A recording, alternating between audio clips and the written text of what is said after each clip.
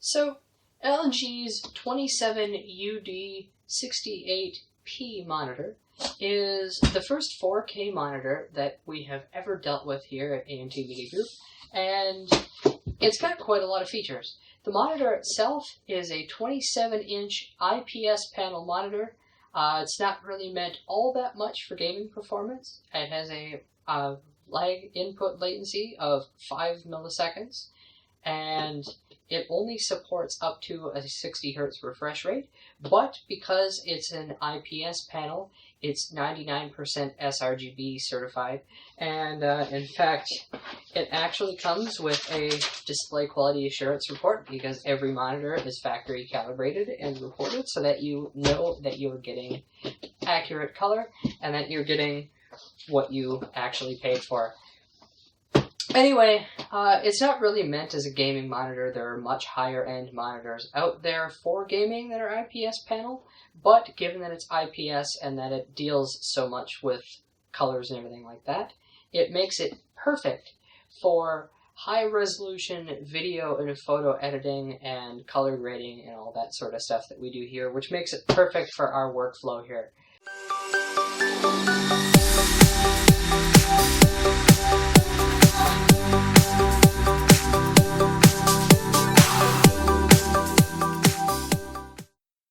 So, I've already opened the box, as you can tell, and I've taken a look to see what's inside. So, inside, the first thing you'll notice is the aforementioned display quality assurance report. It shows the serial number measurement condition, showing temperature, input signal, and test equipment. And it shows the result, as well as broken down by gamma, color temperature variation, and color difference. On the back, there's a little bit more information as to what each of those three are, but there's no actual calibration information on that side. The next thing it comes with is a handling guide that's neatly folded in half that basically it shows you how to assemble the monitor and how to handle it while you're assembling it.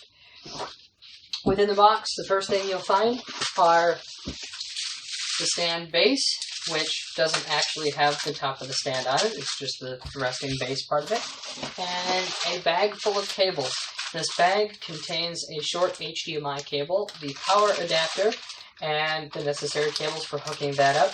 By the way, don't use HDMI. While it does support HDMI 2.0 as opposed to the old 1.4, which means that the HDMI connection will support 4K, it's not recommended, and if you have the option to, you might as well use a DisplayPort cable, which is what we're going to be doing. The back of the monitor does feature one of each of those ports. In fact, it supports, I believe, 2 HDMI 2.0 inputs and DisplayPort 1.2. On the other side of the bag, we have a little manual here and another guide here. I can't see what this is. I assume that's a warranty card, and a driver disc for installing drivers for it. Other than that, there's not much else to that bag. Next thing you'll find, there are more components in the box, obviously, but there's a giant chunk of styrofoam in there to insulate everything from hitting the monitor. The next thing in the box, before you actually get to the monitor, is the main part of the stand, which sits right on top of the base, something like that, and then the monitor gets mounted to it. The monitor itself is VESA compliant, so you can use this stand, or you can use just about any VESA compliant mount that supports the right screw width. And the very last thing in here is the monitor itself. And you want to be kind of careful and hold the monitor by its edges, obviously. You don't want to, squeeze too delicately. Not all that much to see before we unwrap it, so that's about it. There's really nothing more in the packaging, although there's nothing much to the packaging. It's not packed with anything like cold cure or any fancy foam like that, just generic styrofoam. It is packed really well, although I would have liked to see some more insulating packing material. The box it came in was literally just the product box with a FedEx label stuck on the side of it. So this foam here is basically the only padding you're going to get, which means while the monitor is protected because there's a little bit of foam underneath it, it's not protected terribly well, so if the package does get severely damaged, there would probably have been some noticeable damage on the monitor. So, we'll set that there. As far as the base goes, everything is just kind of in its own little bag here. So we'll go ahead and take those off. This is the base, and there are some strips of that clear plastic material to cover matte finishes, which really actually is quite satisfying to peel off, but it does thoroughly disappoint me. The front of the base features a brushed metal design, although the little lip on the front and the large lip on the back are a really glossy black, which are really prone to get fingerprints and smudges on them, and I generally don't like, although it doesn't seem to be all that bad and fingerprint prone, although we'll see how the rest of that goes. As for the rest of the stand, I really should have my knife over here, to be honest.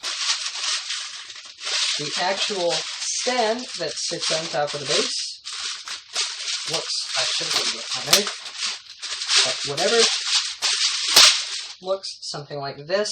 Again, featuring that brushed metal looking plastic on the front, and again with this stupid glossy plastic on the back of the stand, the top of the stand, and the back of the actual mount that goes on the monitor, which, to be honest, I really wish they would stop including, because it does get a lot of fingerprints and stuff on it, and it's generally just a giant pain in the butt.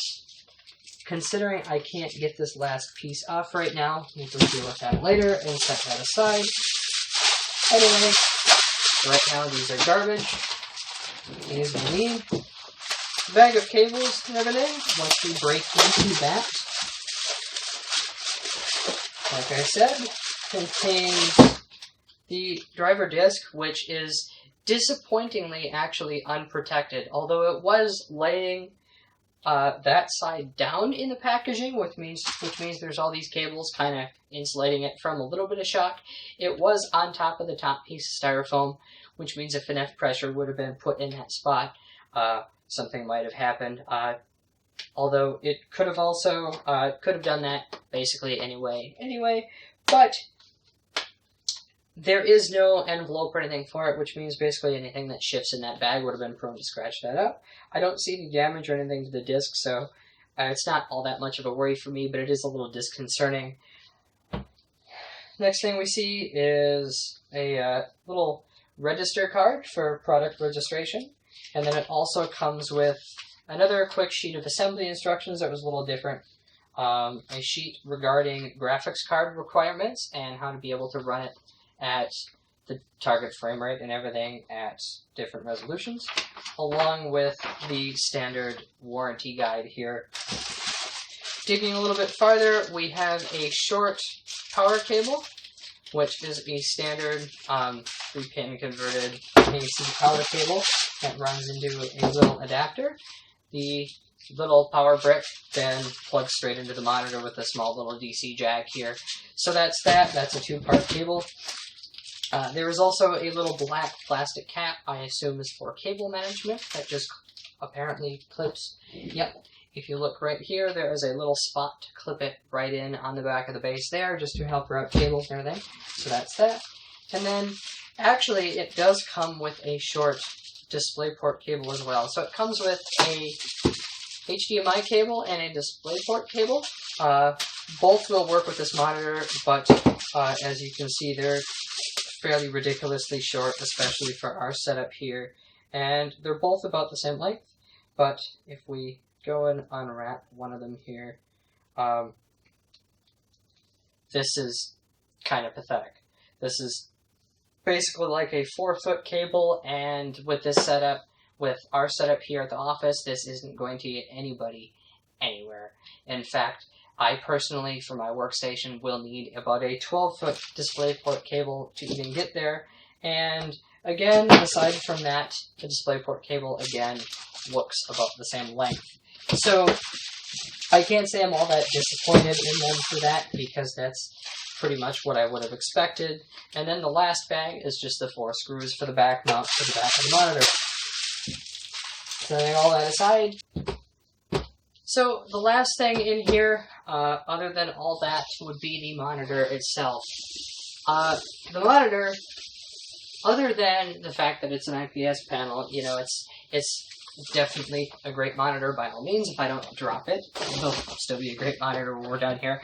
On the back, it doesn't really have anything special. In fact, you can see the VESA mount for mounting the back plate and mounting everything on the base. It comes with a DisplayPort 1.2 port, two HDMI 2.0 ports, the DC input port from the power brick, and interestingly enough, it does come with a headphone pass-through jack, which is a nice little touch. However, it does not come with a USB hub or anything of any kind, which means you'll still need to provide your own USB hub or run the cables directly to your computer to run things like your keyboard and mouse, which I would have liked to have seen for a monitor of this quality and this price range. In fact, it retails for $499.99 on their website. But it's definitely not a deal breaker, although the back of it does feature some more of this glossy plastic, which, being that it's in the back, you're not really going to see it all that much, so it's not that big of a deal. But I really hate glossy plastic because it's just overly prone to fingerprints, and people should just do away with it. You've got brushed metal looking plastic and actual metal finishes for lots of parts. You might as well either continue with that or, for the love of God, just make it matte plastic, because matte plastic and the textured kind of stuff is way less prone to getting dirty and grimy and just generally looking like poop. Turning it back over to the front of the monitor, the front of it doesn't really look like anything special, although the bottom does have a bit of a bezel with the LG logo in the center here, although both the sides and the top have an extremely thin bezel that basically can't really be seen, and it makes the whole thing really immersive, especially if you have a multi-monitor setup. If you were to take, say, 3 of these and line them up side by side, you would hardly notice the transition because there's not really a bezel or any gap in between the two. So that's a really nice touch, and that's something I like to see in a monitor like this. The edges are also kind of a silvery color. On the bottom, you can see a joystick that controls the options and everything on it, where instead of a series of buttons, you just control the on-screen menus for setup and options and everything with a little joystick. Other than that, there's not much to it. So I'm just going to set this back down before I drop it again. Anyway, that's about all I have. There's not really anything else left to it. So that's it for the first look and unboxing of the LG 27UD68P.